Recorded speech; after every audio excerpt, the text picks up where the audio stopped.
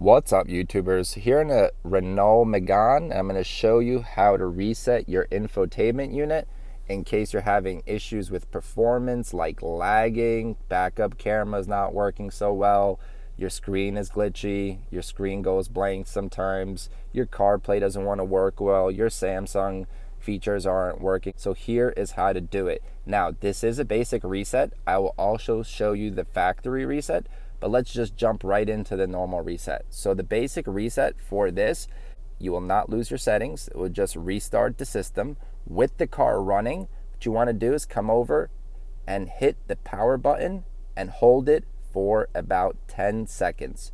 So I'm going to go ahead and show you what that looks like right now. I'm going to continue to hold the power button. Okay, once the screen goes dark, it is now performing the reset.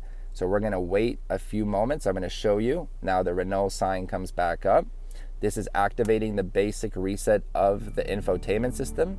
You'll also get a sound that comes along with it. And you're going to wait a few moments for all this to kick back in. This is similar to restarting your computer, which oftentimes helps with small glitches. Once you have that back up, your system is reset. You may want to give it a minute or two, not even 30 seconds for it to load everything back up.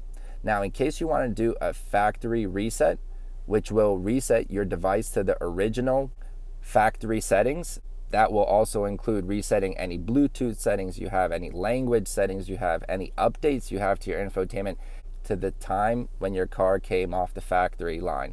Here's how to do that. The car on, you're going to come over to the multimedia display. You're going to go ahead and click the 6 dots on the bottom right over here. Next, click car info. Now when you're in car info, you got to make sure that down here below that you're on system, not vehicle. And here you will have the factory reset button. Once you hit that, this will prompt you to the reset features. It will also give you a few warnings.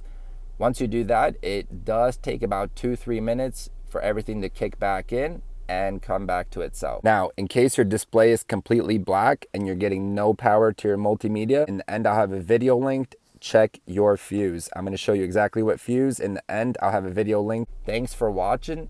Like, share, subscribe. See you on the next one.